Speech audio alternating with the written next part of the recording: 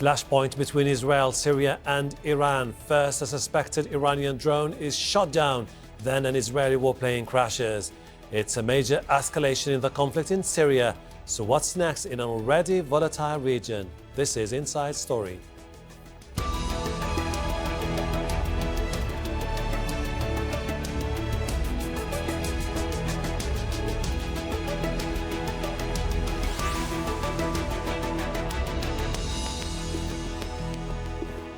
Hello, I'm Hashem Ahelbarra. Welcome to the program. The spillover from the civil war in Syria to neighbouring countries is not new, but an Israeli warplane being shot down by Syrian air defences is a first. The F-16 fighter jet crashed after what the Israeli army says was massive anti-aircraft fire. Syria said it was responding to Israeli aggression. The downing of the F-16 followed the shooting down of what Israel said was an Iranian drone and the violation of its sovereignty by flying in the occupied Golan Heights. Also on Saturday, Syrian air defences reported repelling 2 Israeli raids on military bases. So where will this escalation lead? We'll talk to our guests in a moment. Israel has repeatedly attacked targets in Syria over the years, some confirmed by Damascus, others denied. They include a weapons supply hub attacked last year near Damascus airport. Syrian rebels say the target was weapons sent from Iran for the Lebanese group Hezbollah. Also, last year, the Syrian army said Israeli rockets were fired at a military airbase near Damascus. The Syrian government denied an attack 11 years ago on a nuclear reactor under construction. The first Israeli strike on Syria since the 1973 Middle East War was 15 years ago. The target was a suspected training camp for Palestinian fighters. The Syrian government requested a special meeting at the United Nations Security Council to condemn the attack. Let's now bring in our guests. Joining us from Tehran, Mohammad Marandi, Professor of North American Studies at the University of Tehran. From Tel Aviv is Neri Zilber, Adjunct Fellow at the Washington Institute for Near East Policy. And from Amman is Mamoun Abu Nowar, a retired Jordanian Air Force General. Welcome to you all. I would like to start by asking Mr. Zilber this. The downing of the F-16 jet, is it an isolated incident or do you see it as a new phase in the Syrian conflict? Well, good to be with you. We don't quite know if it's going to be an isolated incident. It is, though, the first time, I would say, in about 30 years that an Israeli fighter jet has been taken down due to hostile fire. So that in and of itself is significant. Whether the Syrian regime and its military has the continued capability to do this. So it's an open question, but it is a very concerning issue and precedent that took place this morning. Mr. Marandi, so according to the Israeli account, the Israelis have intercepted an Iranian drone. Then they launched airstrikes targeting Iranian targets in Syria, and then the anti-aircraft batteries of the Syrian government targeted the F-16 fighter jet. Are we likely to see a new phase of a confrontation between the Israelis and the Iranians?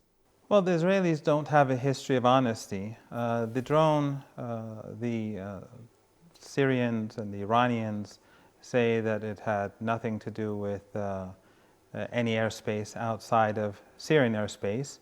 The drones were there basically, and all the drones are there to monitor what ISIS and Al-Qaeda are doing.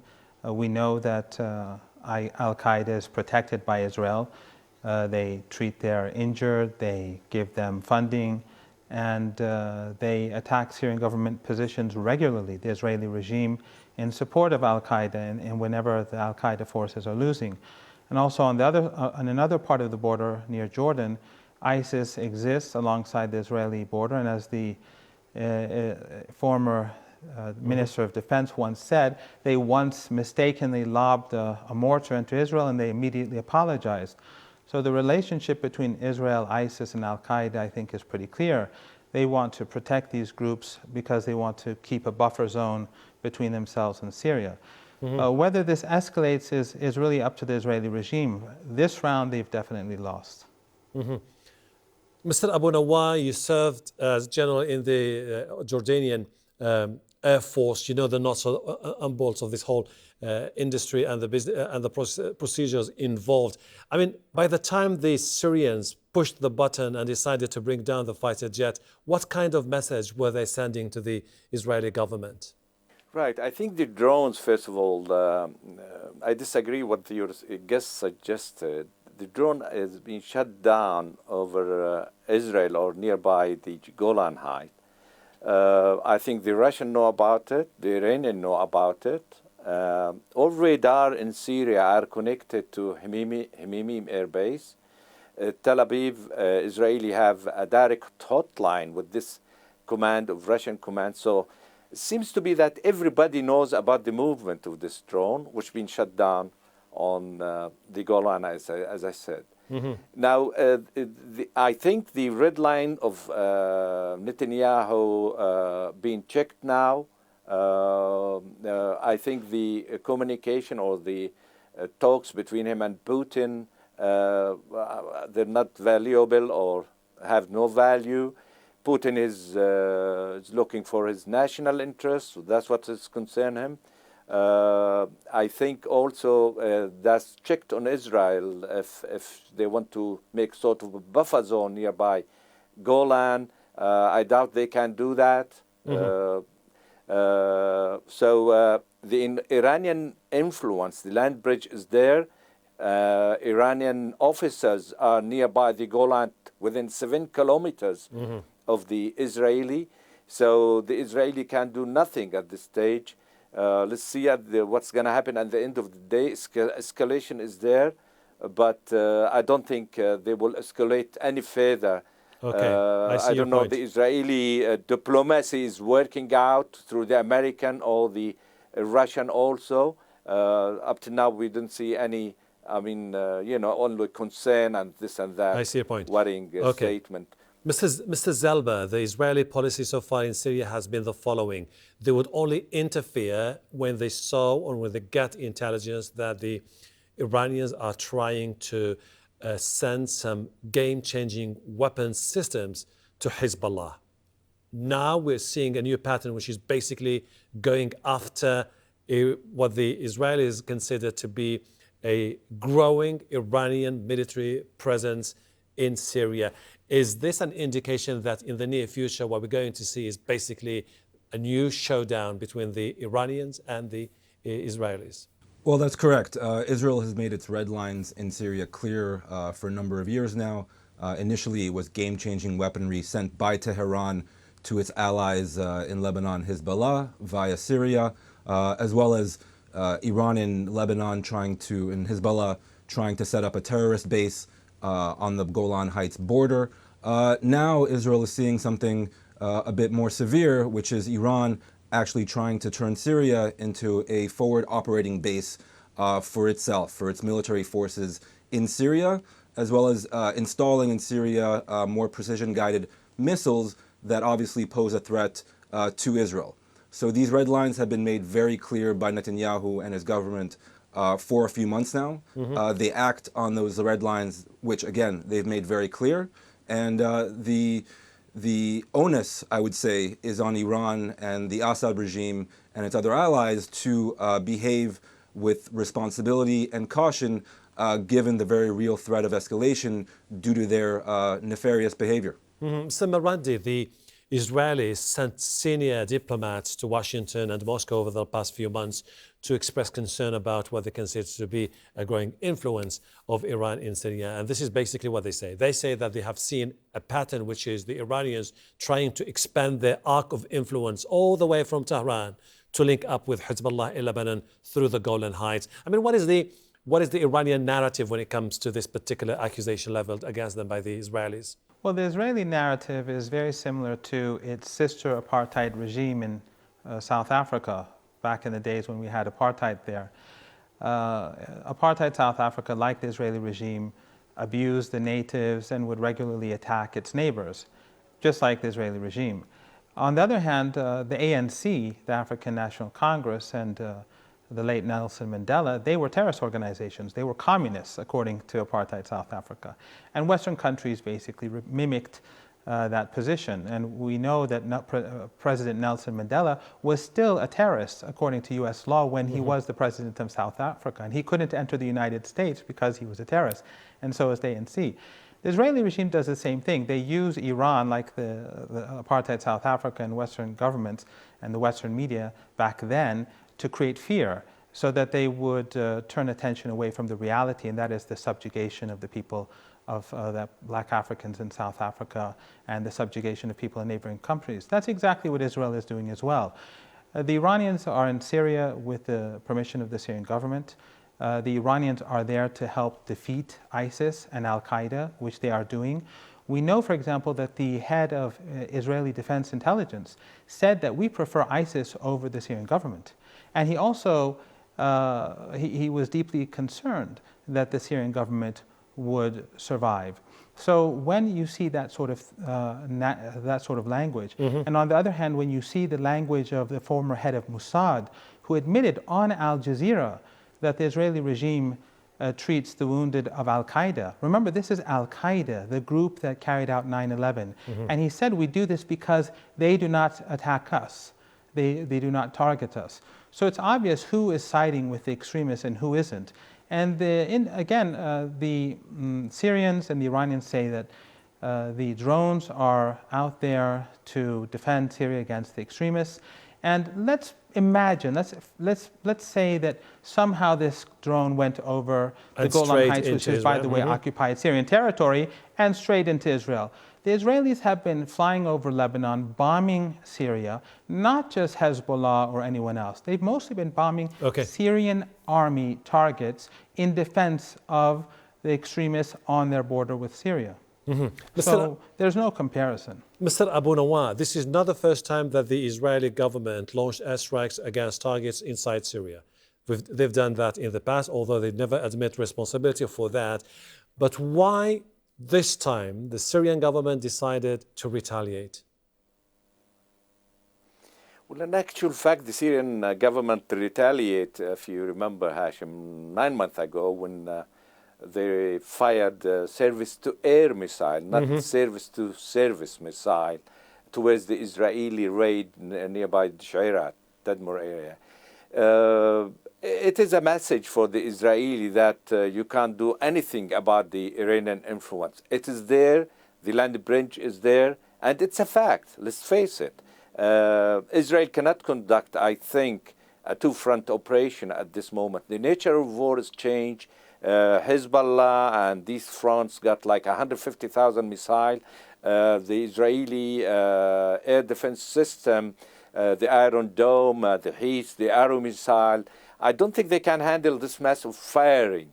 That would be a saturation of the air defense of the Israeli, and that will affect their infrastructure, high-value targets, etc. And we might see a regional war sort of thing. And I don't think both sides want to do that. So I think we might see some diplomatic effort which going to contain this with some limited surgical flight strike on the Israeli side. Okay, but so, really so if all the parties are trying to stay away from any escalation or confrontation in the near future, Mr. Zilber, we have now 4 key players as far as the conflict in Syria is concerned. Iran, Russia, 3 key players, Iran, Russia, and Israel. Do you think that Russia could step in and try to broker a deal? Well, I think that's what the Netanyahu government is hoping, that Russia steps in and restrains its Syrian and Iranian allies. I will just say, as far as context goes, that after the last real direct Israel-Syria war in 1973, for about 40 years, the Syrian-Israeli border was Israel's quietest border. And only in recent years, with the onset of the Syrian civil war and Hezbollah and Iran's involvement in that war, a real bloody involvement targeting innocent men, women, and children, in many cases, bombing hospitals and bakeries and so on, Israel actually stepped in to take care of its own strategic interests, and that those interests should be taken into account in any future actions. What is it that, Mr. Marandi,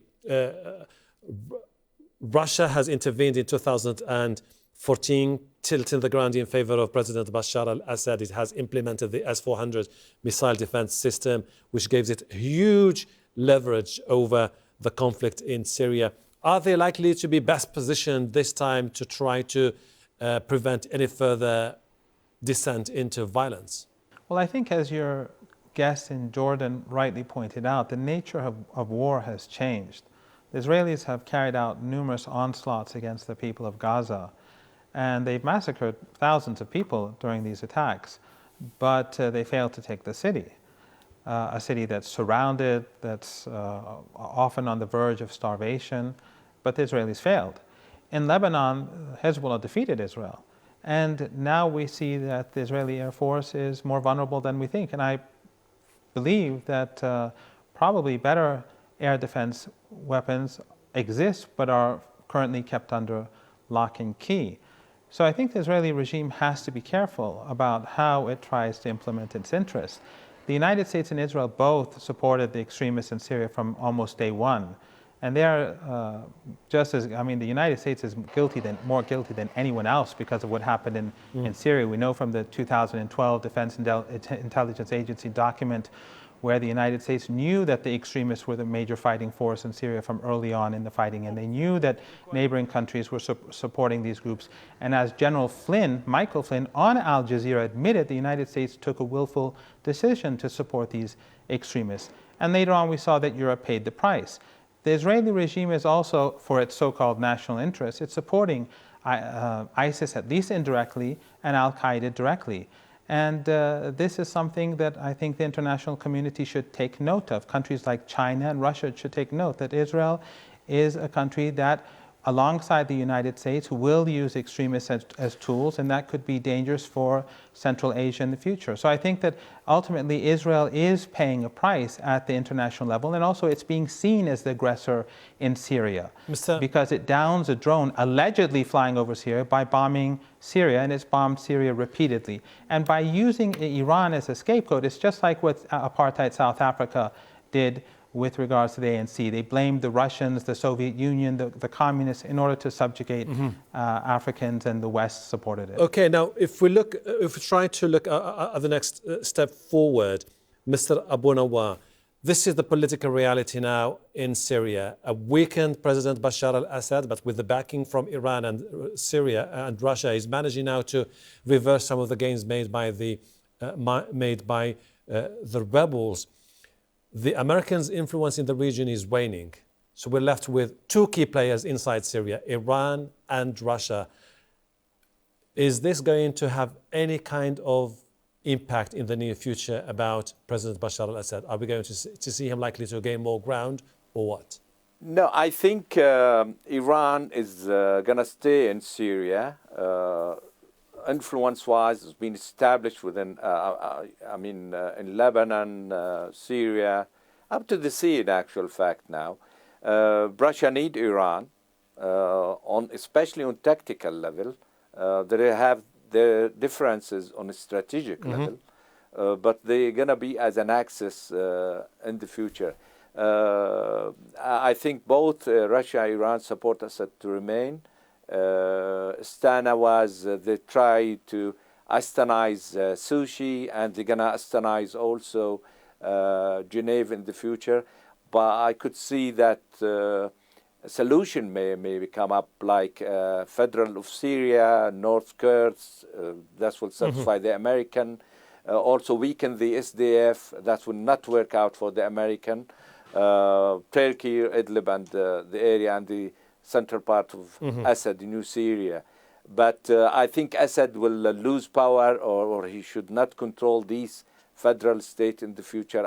That's the way I see as a solution. But Assad will stay there for a while till we might be, because there is no political framework really now working to have a right solution for Syria. Mr. Zilber, I mean, the Syrian government has managed to take over an area which is about 13 kilometers from Mount Hermon. And over the past few months, the whole narrative was about what is going to happen in places like Idlib. But what we're seeing now is talks about potential confrontations when the fight goes back to areas like Dar'a and Qunaitira. Is this something which has been closely monitored by the Israeli government? Do they consider this to be another red line if it happens? Absolutely. This has been a red line for quite some time. An Iranian and Hezbollah presence in southern Syria on the border with the Golan Heights and with Israel is a red line for the Israeli government. And that should be made very clear to everyone, not only to the Assad regime and Tehran, but also Russia, as well as the United States. I will just say that, yes, the nature of war might be changing, but Israel still has the most powerful military in the area. And that if there is really an escalation, which we all hope won't be the case, but if there is an escalation, then I believe the Syrians and the Iranian interest inside Syria, as well as perhaps Lebanon, if Hezbollah deigns to get involved, will suffer a lot more than Israel and the Israeli population. Mm-hmm. Mr. Marandi, Benjamin Netanyahu said a few days ago that he would never allow the Iranians to maintain a permanent military presence in Iran. For quite some time, the debate about Syria was about the need to find a peaceful way out of this crisis, where thousands of people were killed. But suddenly, this whole narrative is shifting towards something else, the potential for an explosive situation where the Iranians might find themselves fighting against the Israelis. How is this seen by the Iranian decision makers? Well, my understanding is that in Iran, the view is basically that this is more about Netanyahu and his wife than anything else, this recent event. And they basically want to turn attention away from the charges that are being leveled against them. And this, of course, the fact that the Israelis lost a very highly advanced F-16, I think makes this actually much worse for Netanyahu. The Iranians will stay in Syria as long as the Syrian government wants, and they will help the Syrians regain their full sovereignty. The Americans, like the Israelis, don't want this to happen. That's why they continue to support extremists. And in the east and in the north, they've aligned themselves with PKK allied groups. That has outraged Turkey. So the policies of the United States we see have isolated it, both in Iraq and in Syria. And the Israelis are not going to fare much better. And as with regards to the point that the claim made about the power of Israel, Israel is no match for Iran. Israel, its power is basically linked to the United States. Iran is not going to initiate any conflict with the Israeli regime. Iran believes that Israel must cease to exist because it is an apartheid state, like its sister apartheid regime in South Africa. I see. By the way, the Israelis gave the apartheid regime in South Africa nuclear weapons too. But the Israelis should recognize that if they initiate any conflict against Iran or against friends of Iran, the Israelis will definitely not win. Okay, let me go to Mr. Abu Nowar. Mr. Abu Nowar, what if the Israelis decided to retaliate and then the Iranians decided to fire back? What kind of scenario do you see for the future of Syria and the region? I could see that a containment for the this escalation gonna be in, I don't know, I can't speculate, in days possibly, but we will see continuance of Israeli strike, face saving for the red card of Netanyahu, or other than that. Israel knows very well, and that's their general, that the nature of war has been changing. There is two fronts with 150,000 missiles, that's an fact. Of course, Israel is a nuclear power, but it's not going to be escalating to that much that they're going to use small tactical nuclear. I mean, so what we're going to see is, I think, containing this escalation couple of days or less than that. I can't speculate on that. And preventing it from spinning out of control. Also, there is very important point that Israel or American or the Russian cannot stop the Iranian maneuvering in our part of the world. Thank you. They do it very skillfully. Mr. Mamoun Abu Nowar, Mr. Neri Zilber, Mr. Mohammad Marandi, thank you very much indeed for your contribution to the program. And thank you too for watching. You can see the program again anytime by visiting our website aljazeera.com. For further discussion, go to our Facebook page. That's facebook.com/AGA Inside Story. You can also join the conversation on Twitter. Our handle is @AGA Inside Story. From me, Hashem Ahelbarra, and the whole team here. Bye for now.